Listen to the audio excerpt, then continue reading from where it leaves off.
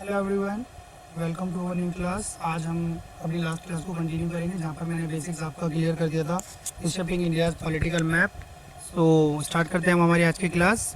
ये यहाँ पर दे रखा है एक कुतुब मीनार का व्यू। ये मैं पहले ही क्लियर कर चुका हूँ, जो बनाई है किसने, कुतुबुद्दीन ऐबक, है ना। इसका काम पूरा कौन करवाता है, आपका इल्तुतमिश, राइट। इसके बारे में डिस्कस हो गया हमारा। आगे चलते हैं। ये एरियल व्यू यहाँ पर दे रखा है कुतुब मीनार, ठीक है। यहाँ पर जो हम लोग डिस्कस करेंगे इस चैप्टर में main, at how did foreign invasions and the rise of new dynasties reshape India's political boundaries during this period. कैसे जो आपकी पॉलिटिकल बाउंड्रीज हैं कहीं ना कहीं चेंज होती हैं, है ना, उसके बारे में बात होगी।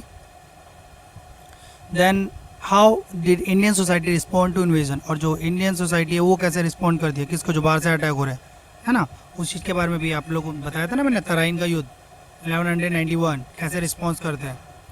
वो बैटल तो आपके पृथ्वीराज चौहान जीत जाते हैं, हालांकि उसके बाद जो बैटल होती है वो हार जाते हैं।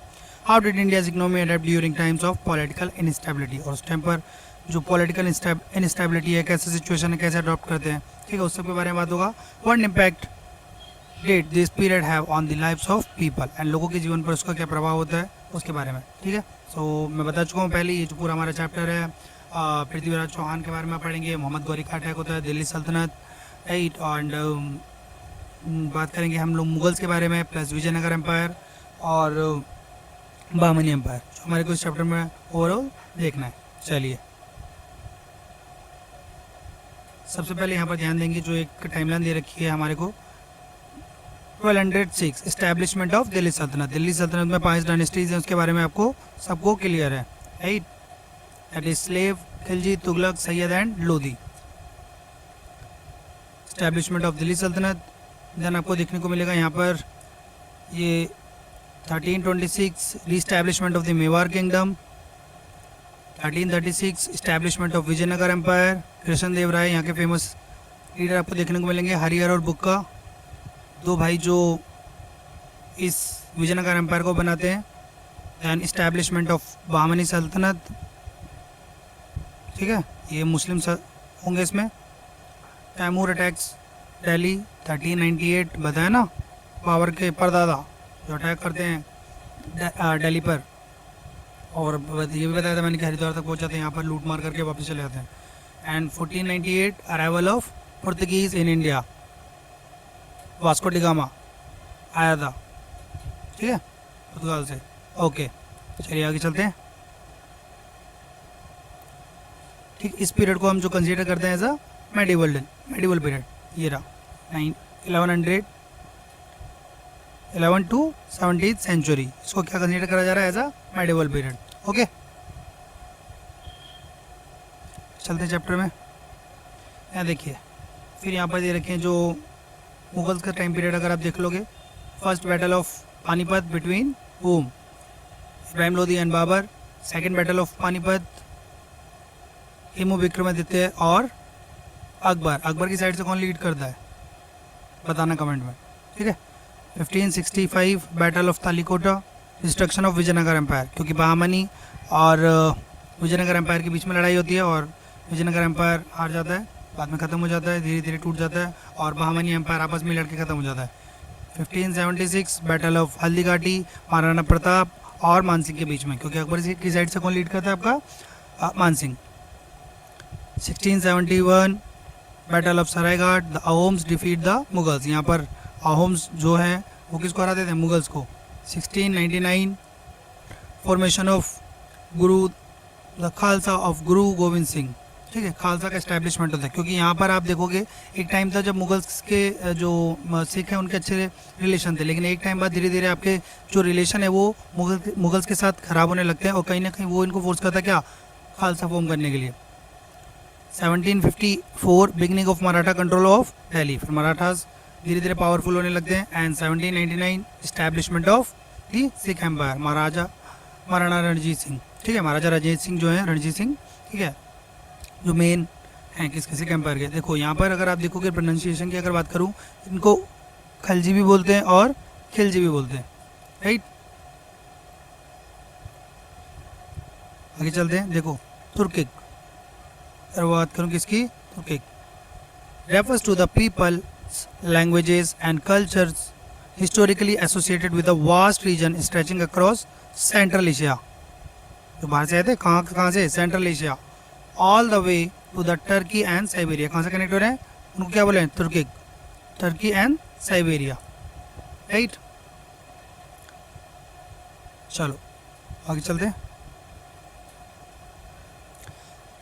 A new era in India journey began in the early 11th century. कब की बात कर रहे हैं, 11th century. Invasion beyond from the Hindu Kush mountains reshaped India's political map. No doubt India had seen much warfare in earlier periods, but the spate of invasions by the people from outside the Indian subcontinent during this period was unprecedented. Many of these invaders were Central Asian.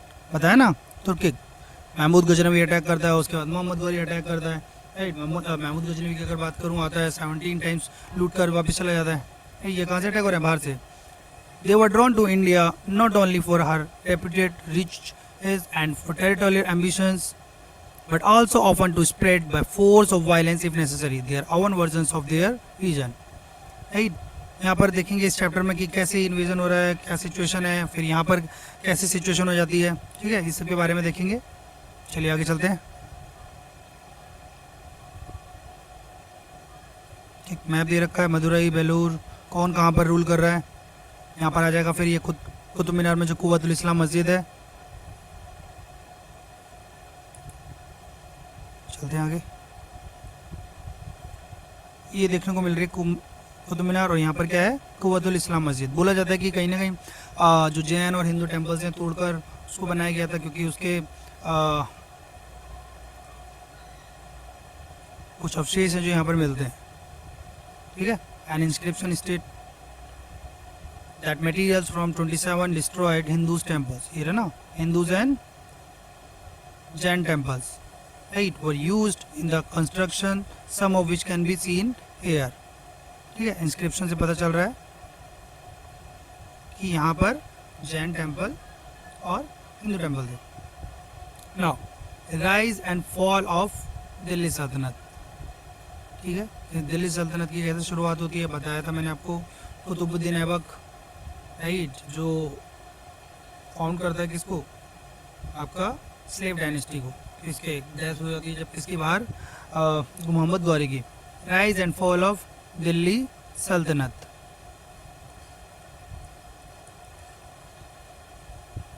We begin our journey here with the Delhi Sultanate formed after the defeat of in 1192 of King Prithviraj Chauhan, who ruled over parts of northwestern India.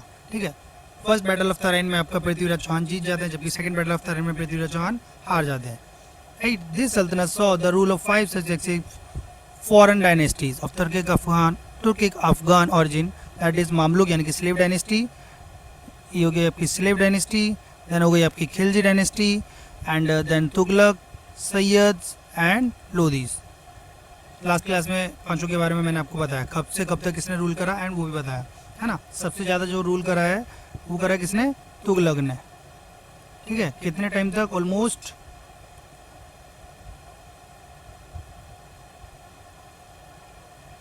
94 years तक. ठीक है, अगर मैं बात करूँगा कितने time तक किसने रूल करा है, 94 ईयर्स. ओके, आगे चलते हैं. While certain parts of northern India came under the control of the Delhi Sultanate, neighboring kingdoms such as the eastern Gangas in the east and the Hoysalas in the south resisted. ये रोक रहे, ये आगे नहीं बढ़ने दे रहे. ठीक है. Its advance and also emerged as thriving centers of art, culture, administration. ये शैलेश की अगर बात करूँ किस पर फोकस कर रहे हैं, आपका आर्ट, लिटरेचर, कल्चर, एडमिनिस्ट्रेशन.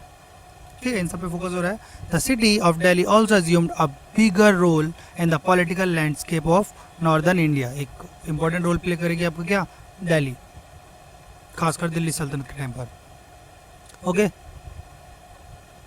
कहीं ना कहीं आप देखोगे रूल चेंज हो रहा है. ठीक है, जो बाहर से आते हैं, जो रूलर्स बाहर से आके अटैक करते हैं, ठीक, क्या करते हैं, बहुत सारे विलेजेस को डिस्ट्रॉय करते हैं. The sultanate period was marked by political instability combined with efforts at territorial expansion. हर कोई चाह रहा है अपनी टेरिटरी को बढ़ाना. This resulted in military campaigns that raided villages and cities and plundered and destroyed temples and seats of learning. ठीक है, बहुत सारे जो टेम्पल्स वगैरह हैं तोड़ देते हैं, ठीक है, जहाँ गांव से निकल रहे हैं वहीं पे पूरा मारकाट मचा के पूरा निकल गए आगे. ओके, ठीक, ये देखो कॉइन दे रखा है, किसके टाइम पर बना? Alauddin Khilji. A coin minted by Alauddin Khilji which bears the inscription Sikandar Sani और the second Alexander in Persian. ठीक है, चलो आगे चलते हैं. नाउ स्लेव डायनेस्टी, उसके बाद आपकी आती है कौन सी? खिलजी डायनेस्टी. अगर मैं बात करूँ खिलजी डायनेस्टी का जो फाउंडर है दैट इज जलालुद्दीन खिलजी. उसके बाद आता है आपका कौन? अलाउद्दीन खिलजी.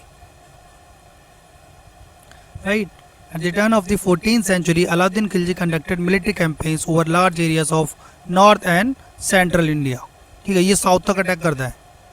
कौन? अलाउद्दीन खिलजी.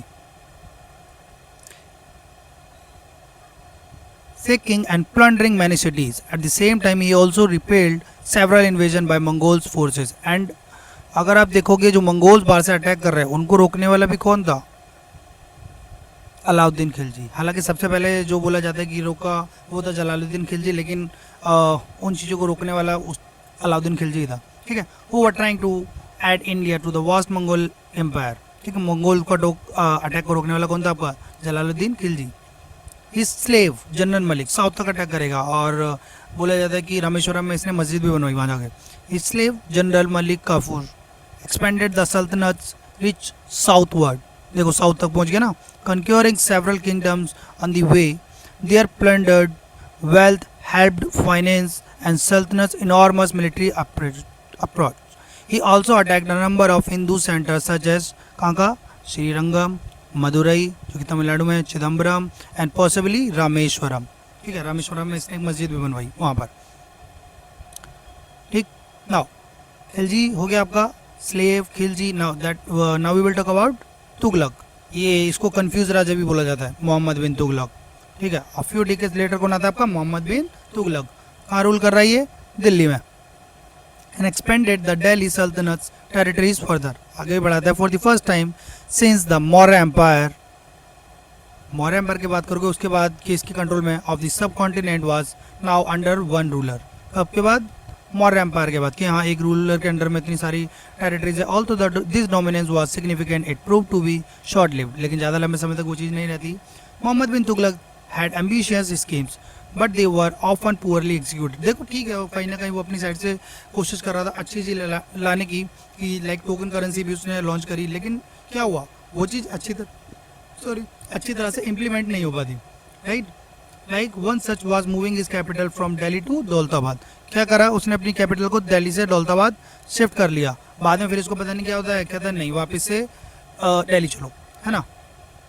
तो मतलब लोग जा रहे हैं सारे साथ में, इतना इन्वेस्ट हुआ, सारा खर्चा भी हुआ होगा, फिर वापस से दिल्ली आ गया. Then called Devagiri near present day Sambhaji Nagar. Perhaps he thought its more central location would offer better control of the empire. ठीक है, यहाँ पर देखना लोगों को फोर्स करा गया था. The people were forced to travel over 1000 kilometre. ठीक है, चारों को जाना पड़ रहा है. एंड फ्यू ईयर्स लेटर, और कुछ साल बाद वो क्या कहता है? चलो वापस. As his plan misfired he shifted the capital back to Delhi. मतलब पहले अपनी कैपिटल चेंज करी, फिर वापस से कहता है नहीं दिल्ली, वापस से दिल्ली चलते हैं, वही कैपिटल है. ठीक. दैट मीन्स ये इसके जो स्कीम थी वो सक्सेसफुल नहीं रही. Both transfer resulted in a great loss of life according to some sources. बहुत सारे लोग हैं जिनको नुकसान हुआ. Another instance was introduction of token currency. ये भी इसका फेलियर था. क्या इसने क्या लॉन्च करा? Token currency. Where cheap copper coins were declared to be token and have the value of silver and gold. इसकी वैल्यू दे रखी है जो चीप कॉइन्स हैं, सिल्वर एंड गोल्ड कॉइन्स की. Although this was a progressive idea. देखो अपनी side से उसने अच्छी चीज़ करने की कोशिश करी, लेकिन उसने बैकफायर किया उल्टा. At this time this created confusion. लोग कन्फ्यूज हो गए, भाई कैसे होगा trade in the trade and encourage people to counterfeit copper coins, all of which cause the economy of decline. इसका और उल्टा नेगेटिव इम्पैक्ट पड़ता है. The sultans and their court elite lived in luxurious places, enjoying elaborate clothes, clothing, jewel ornaments and fine food. This wealth was largely derived from plunder from their military and campaigns. ठीक है, ये जो आप इतना ऐशो आराम से रह रहे हो कहाँ से आ रहा है? आप लूट मार कर रहे हो, ठीक है, मिलिट्री जो अटैक कर रही है दूसरी जगह पर, या फिर जो आपने हैवी टैक्सेस लगा रखे हैं लोगों पर, ठीक है, on common people and conquered regions, जो कोई जगह जीती वहाँ से आपने फिर वसूली करी, and engagement in slave trades, इन सब से आप अपनी बेटर लाइफ जी रहे हो, ठीक है। नाउ आगे चलते हैं। और इससे क्या हो रहा है, स्लेव वाली अगर बात करूँ, प्रोवाइड कर रहे हो फ्री लेबर कहाँ पर, सेंट्रल एशिया तक भी बेच रहे हो अपने जो लेबर्स हैं। But plunder in turn affected trade networks and agriculture production, क्योंकि आप फिर अगर किसी का नुकसान करो कहाँ से होगा फिर प्रोडक्शन वगैरह। This period also witness numerous attacks on sacred और revered images in Buddhist, Jain and Hindu temple. इस टाइम पर इन जगह पर भी अटैक होता है, ठीक। Such destruction was motivated not just by plunder but also by iconoclasm. यहाँ पर ध्यान दो, क्या मतलब इसका, आइक्नोक्लज्म, द रिजेक्शन और डिस्ट्रक्शन ऑफ आइकॉन्स और रिलीजियस इमेजेस कंसिडर्ड आइडोलट्रस। मतलब आप दूसरे जो रिलीजन है वो जो उनको जो वो अपने गॉड वगैरह मान रहे हैं, आप उनको नहीं मान रहे, ठीक है, आप उनको रिजेक्ट कर रहे हो, ठीक है, आप उनको क्या कर रहे हो, रिजेक्ट कर रहे हो। चलिए आगे चलते हैं। यहाँ पर ध्यान देना, एक टैक्स लगा रखा था नॉन मुस्लिम्स पर, उसको क्या बोल रहे हैं, जजिया, राइट। ये टैक्स किस पर लगा रखा है, नॉन मुस्लिम पर। मुस्लिम पर जो टैक्स लगा रखा था उसको बोलते थे ज़कात, राइट। यहाँ पर लगा रखा है टैक्स, उसको क्या बोल रहे हैं, नॉन मुस्लिम पर jizya. A tax on non Muslim subject of grants to grants them protection and exemption from military services, कि हम आपको प्रोटेक्शन दे रहे हैं, आपको टैक्स देना पड़ेगा, है ना। In practice, depending on the ruler, these discriminatory taxes would be a source of economic burden and public humiliation and formed a financial and social incentive for subject to convert to Islam. कहीं ना कहीं देखो, जजिया मैंने बोला ना अभी किस पर लगाया जा रहा है, नॉन मुस्लिम पर, तो कहीं ना कहीं एक तरह से इनडायरेक्टली आप फोर्स भी कर रहे हो, किस चीज़ के लिए, कहाँ पे कन्वर्ट करने के लिए, इस्लाम में कन्वर्ट करने के लिए, ओके, कि आप क्या लगा रहे हो, जजिया, ठीक, आप कहीं ना कहीं फोर्स कर रहे हो कन्वर्ट करने के लिए। Now at the end of the 14th century Timur, अब आएगा कौन, तैमूर, ठीक है, जो मैंने बताया ना आएगा लूट मार करके जाएगा। At the end of the 14th century Timur, a brutal Turkic Mongol conqueror from Central Asia invaded. अब ये अटैक कर रहा है, नॉर्थ वेस्ट की साइड से आता है मोस्टली अटैक, आप देखोगे कहाँ से होते हैं, सारे नॉर्थ वेस्ट से, है ना। नॉर्थ में आपका हिमालयाज हैं, ठीक है, तीन साइड आप देखोगे ओशन से घिरा हुआ है, तो वो जो जगह बच जाती थी वो पूरा हो जाती थी कहाँ से, नॉर्थ वेस्ट। जितने भी अटैक आपको देखने मिलेंगे सारे कहाँ से मिलते हैं, नॉर्थ वेस्ट से, right. India launched a devastating attack on Delhi, then a thriving city, जहाँ पे भी जा रहा मार्केट में जा रहा। As he wrote in his memories, his two fold objective was to wage war with infidels and to gain something by plundering the wealth of the infidels.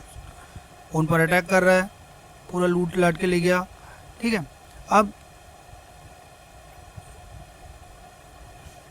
Large numbers were killed और इनस्लेव्ड, या तो मार दिया या फिर slave बना के ले गया। And the city was left in ruins, पूरा तबाह कर दिया। तैमूर सून withdrew from India with huge plunder living chaos behind, पूरा लूट मार करके ले गया। यहाँ पर आप देखोगे, यहाँ पर एक वर्ड आया, दैट इज इनफिडल्स, यह है ना, क्या, दैट इज इनफिडल्स, ठीक है, ये वर्ड है ना, infidels, literally someone who doesn't share the faith of a given religion, मतलब दूसरे रिलीजन पर वो उसका ट्रस्ट नहीं है, वो नहीं मानता उनको। For medieval Christianity infidels were Muslims, अगर बात करेंगे क्रिश्चियन के लिए कौन होगा, मुस्लिम्स, क्योंकि वो क्रिश्चियनिटी को नहीं मान रहे, है ना। क्रिश्चियनिटी इनफिडल्स वर मुस्लिम्स और पगनास। फॉर मेडिवल इस्लाम, अगर बात करूँ इस्लाम की तरफ से, इनफिडल्स वर क्रिश्चियन और in the context of India Hindus, Buddhist और जैन्स, मतलब जो अपने रिलीजन को छोड़ के दूसरे रिलीजन में बिलीव नहीं कर रहा, है ना, they were known as infidels, right. In aftermath the Lodhi emerged and established the dynasty of Delhi sultanate, ठीक है। अब कौन आया, सैयद के बाद आपका आ जाएंगे लोधी, ठीक है। In the after math the Lodhi's emerged and establish the last dynasty of the Delhi सल्तनत। लास्ट क्यों? क्योंकि इब्राहिम लोधी के बाद जो लास्ट रूलर होगा वो आपका इब्राहिम लोधी, क्योंकि उसके बाद आपकी मुगल डायनेस्टी चालू हो जाती है। By then however its territory had shrunk considerably in the face of increasing resistance from other states and kingdoms from within India. ये इतनी बड़ी नहीं आती, ठीक है। तो मतलब धीरे धीरे ये कम छोटे होती जाती है, इनके जो पावर है कम होती जाती है, स्टेट छोटा होता है, ठीक है। चलो आगे चलते हैं। नाउ को मतलब इसको रोकने की कोशिश करी गई, जो इनके अगेंस्ट में विरोध हुए उसके बारे में बात करेंगे। रेजिस्टेंस टू दिल्ली सल्तनत।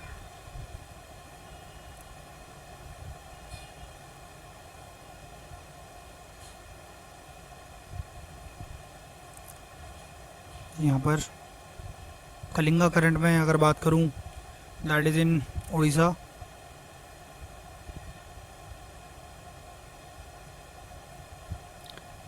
Resistance to Delhi Sultanate. Throughout its rule, the Delhi Sultanate faced resistance from many quarters. हाँ, no doubt बहुत जगह से इसके अगेंस्ट में भी थे। While many kingdoms fell into its net, it failed to subdue the Eastern Ganga Kingdom. यहाँ पर ये कंट्रोल नहीं कर पाए of Kalinga, which included present day Orissa, बताया ना अभी, and parts of Bengal and Andhra Pradesh. One of its ruler in the mid 13th century, कौन है वो? नरसिम्हा देव वन, इनको कंट्रोल नहीं कर पाते, ठीक है। Was noted for military strength. किस लिए जा रही है? अपनी पावरफुल आर्मी के लिए, for military strength. Now he defeated the Delhi सल्तनत गवर्नर ऑफ बंगाल। ये हरा देता बंगाल के गवर्नर को पार्शली।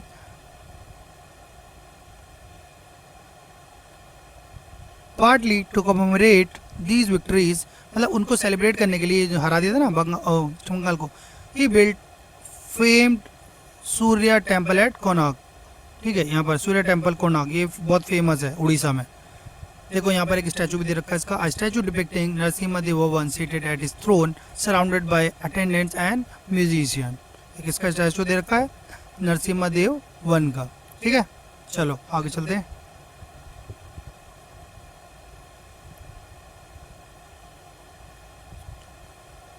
थोड़ा सा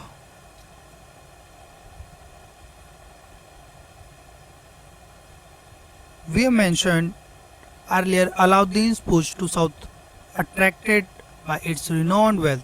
No doubt साउथ तक इसने अट्रैक्ट करा था, क्योंकि इसको दिख रहा है कि भाई यहाँ पर है पैसा। At this time Hoysalas ruled parts of southern India. यहाँ पर कौन रूल कर रहा है आपका? होयसालास। यही था जिसको कंट्रोल नहीं कर पाया था, ठीक है, इसको नहीं जीत पाएगा। आगे अटैक करता है यहाँ पर। Mostly present in Karnataka and fended off several attacks from the Delhi Sultanate, remaining the only independent kingdom in the south. कौन सा? होयसालास। यही थे जो इंडिपेंडेंट थे, जो कंट्रोल कर पाते हैं, अटैक को रोक पाते हैं। However, weakened by these attacks and internal conflict, the Hoysala's kingdom declined, and in the mid 14th century was absorbed into the Vijayanagar Empire. लेकिन जो अटैक हो रहे थे कहीं ना कहीं उससे वीक हो जाते हैं, और बाद में ये किस में मिल जाता है? विजयनगर एम्पायर में, ठीक है। विजयनगर एम्पायर वही जिसके फाउंडर हैं कौन? हरिहर और बुक्का। चलिए आगे चलते हैं। The Hoysalas build magnificent temples, ठीक है, for instance those of Belur and Halebidu. Now Delhi sultanate also faced rebellion. कहाँ से? कौन से विद्रोह फेस करना पड़ रहा है इनको? साउथ से, राइट। खत्म है। Delhi Sultanate also faced rebellion from the emergence of several independent regional sultanates. The Bahmani Sultanate, for instance, rose in the mid 14th century and the controlled much of the Deccan for a while. मतलब south में कौन control कर रहा है? Bahmani. Powerful sultanates also emerged in Gujarat, Bengal and other regions, leading to a complex interplay of alliance and frequent wars. Parts of Rajasthan also remained beyond the reach of Delhi Sultanate. In the 15th century, it faced stiff resistance from Rana Kumbha. ये भी इनकी side से भी कहीं ना कहीं एक revolt देखना पड़ता है, विद्रोह झेलना पड़ता है, ठीक है। ये भी नहीं कंट्रोल कर पा रहे, ठीक। राणा कुंभा ये भी इंडिपेंडेंट है। The ruler of the Mewar kingdom, कहाँ के रूलर हैं? Mewar kingdom, who also successfully repelled invasion from these later सल्तनत। इनको भी रोक लेते हैं, कौन? आपके राणा कुंभा, राणा एक टाइटल दे रखा है किसको, राजपूत को, कौन यूज कर रहे हैं आपका, राजपूत, ठीक है, the title often used for Rajput kings. चलिए आगे चलते हैं। ये देखो यहाँ पर a view of the Kumbhalgarh fort in the Aravalli hills, इसके बारे में बात करते हैं जरा। Kumbhalgarh fort was build by Rana Kumbha in the 15th century in the Aravalli Hills and served as a stronghold for the rulers of Mewar and a prominent Rajput kingdom. Surrounded by the forests and steep slopes, it is famous, किस लिए famous है ध्यान देना, it is famous for its massive 36 kilometer long wall, one of the longest continuous wall in the world. इसके लिए famous है कौन सा, कुंभलगढ़ फोर्ट, किसने बनाया, राणा कुंभा, याद रखना ये। ओके चलो आगे चलते हैं।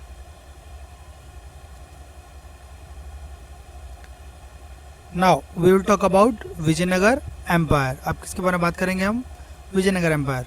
While the Delhi Sultanate grew politically more unstable, a new centers of power emerged in the south. In 14th century, two brothers, कौन कौन से, हरिहर एंड बुक्का, कल हम लोगों ने बात करी थी कि कैसे मोहम्मद बिन तुगलक इनको पकड़ के ले जाता है, जेल में डाल देता है, बाद में ये वहाँ से भाग जाते हैं और फिर यहाँ पर आकर अपने एक विजयनगर एम्पायर बनाते हैं। Who had initially served as governors under Mohammad bin Tughlaq, इसके अंडर में गवर्नर है ना, eventually rejected Delhi's authority and established an independent kingdom that became a significant force in southern India and grew into the Vijayanagara empire. क्या हो रहा है, ये क्या बन रहा है, विजयनगर एम्पायर। ओके ठीक है, बाद में डिस्ट्रॉय हो जाएगा। देखो, a section of the ruins of Vijayanagara city present day Hampi, the large building is the Virupaksha temple, ये जो बचे कुछ अवशेष हैं वो दिखा रखा है। ओके किसका है, विजयनगर एम्पायर का। कौन, किसने बनाया विजयनगर एम्पायर, दो भाई हरिहर और बुक्का। देन फिर आपको यहाँ पर देखने को मिलेगा एक और, जिसके विजयनगर एम्पायर के किससे क्लैश रहते हैं आपके, बहामनी से। According to popular folklore, Harihara and Bukka witness a remarkable sight in Hampi, present day कहाँ है, Karnataka. Here turning around the chasing a pack of hounds, symbolizing unexpected strength and courage. When they recounted these incidents of their guru Vidyanarya, he interpreted it as a symbol of resilience and bravery and advised them to establish their capital at that very spot. मतलब एक story form में दिखा रखा है कि वो बताते हैं कि एक खरगोश है राइट, जो चेस कर रहा है किसको, ठीक है, एक जो आपके फॉक्स दैट लोमड़ी के झुंड को मतलब चेस कर रहा है, उसमें बता रखा है काइंड ऑफ, है ना, कि वो शिकार कर रहा है। तो बताते हैं जो उनके गुरु होते हैं कि नहीं ये दिखा रहा है करेज को, कि ब्रेवरी को दिखा रहा है, तो आपको यहीं पर अपनी कैपिटल बनानी चाहिए। तो उसके बारे में इस स्टोरी में बताया गया।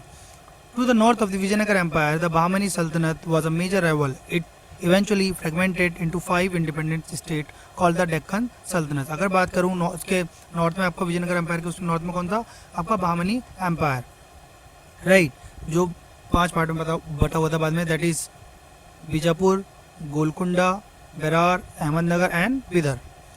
Each ruled by farmer governors और तरफदार हु डिक्लेयर्ड ऑटोनॉमी, मतलब इन्होंने अपने आप को भी इंडिपेंडेंट कर दिया था।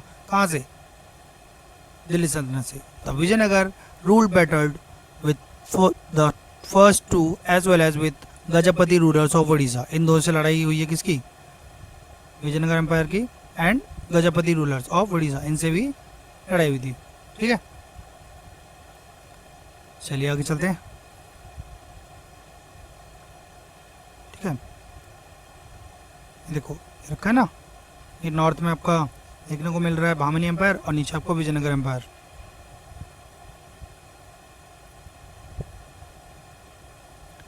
अगर बात करें विजयनगर एम्पायर में जो सबसे ज़्यादा फेमस है दैट इज कृष्णदेव राय, जो काफ़ी फेमस है that is Krishnadeva Raya. In the 16th century, the Vijayanagar Empire reached at its peak under its celebrated ruler Krishndev Rai. किसके टाइम पर इतने ज़्यादा पीक पर था, कृष्णदेव राय, who expanded his secured the empire dominance over the Deccan. Under his rule, the empire achieved both military power, इन्हीं के time पर सबसे ज़्यादा पावरफुल लगा military power and cultural renaissance. He patronized poets and scholars in Sanskrit, Telugu, Kannada. He himself composed an epic poem, जिसको याद रखना तेलुगु में अमुक्ता मलयादा, ये इंपॉर्टेंट है, ठीक है, दैट इज अमुक्ता मलयादा, ठीक। On the story of the Tamil poet saint Andal on one section of the work is Rajniti, right, where he expounded his ideas of good governance, इसके बारे में बताया। राजनीति देखो यहाँ पर दे रखा है ना। Krishnadeva Raya provided grants to many temples, grants provide करे, हेल्प करी, फाइनेंशियल हेल्प प्रोवाइड करी टेम्पल्स को, including Tirupati and Andhra Pradesh, Vitthala temple in his own capital Vijayanagara, which displayed many grand temples, places and other buildings. ठीक है, अभी यहाँ पर एक टेम्पल आएगा, मतलब म्यूजिक जो पिलर है उसमें भी अगर आप उस पर हिट करोगे तो उसमें म्यूजिक निकलता है। ठीक है, ये देखो ये है वो टेम्पल, राइट।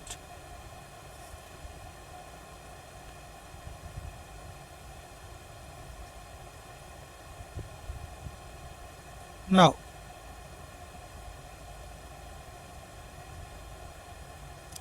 ये दिखा रखा है ना, ये जो है देखो great hall of Vitthala temple, कहाँ का ये, Vitthala temple. Note that the grandeur and intricacy of the architecture, in particular the finely sculpted monolithic pillars when struck, their smaller columns give out different musical notes, sound निकल रहा है, and their name is musical pillars. Vitthala temple कहाँ पर होगा, musical pillars कहाँ पर होगा, फिर विठल टेम्पल्स। ओके, चलो आगे चलते हैं।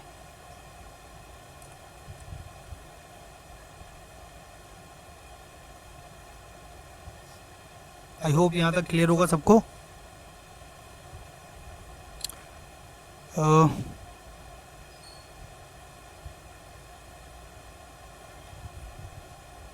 देखो panel of Vitthala temple. Now after winning many wars against his neighbours, Krishnadeva Raya died of illness in 1529।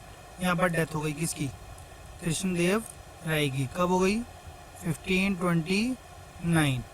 In 1565, the Deccan Sultanate formed a coalition and defeated the Vijayanagar Empire. ये जितने थे ना, बामनी, गोलकुंडा, वो सारे साथ में मिलकर आ गए।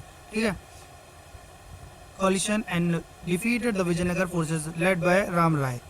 पता एक्चुअली राम राय ने बांट रखा था, ठीक है, उसकी पॉलिसीज थी, उन्हें आपस में मिल नहीं दी, लेकिन राम राय की पॉलिसी फेल हो जाती है और वो सारे मिलकर आपस में अटैक कर देते हैं। ठीक है, तो विजयनगर एम्पायर हार जाता है। राम राय कृष्णदेव राय सन इन लॉ का दामाद है at the battle of Talikota. इस बैटल में जो विजयनगर एम्पायर है वो हार जाता है किससे, बामनी एम्पायर से। और बात करो अगर बामनी एम्पायर, वो आपस में लड़के फिर टूट जाता है, खत्म हो जाता है, right. The city was sacked over several months, houses, shops, building, palaces and most of its temple were destroyed. ठीक है, तोड़ दिए गए, and much of its civilian population massacred, it was left in ruins, पूरा बर्बाद कर दिया। After this, the empire got fragmented into smaller regions ruled by, अब देखो फिर छोटे छोटे टुकड़ों में बढ़ गया, Naikas, who were former military governors. The empire came to an end in the mid 17th century. और यहाँ पर आपको जो विजयनगर एम्पायर है वो भी खत्म हो गया।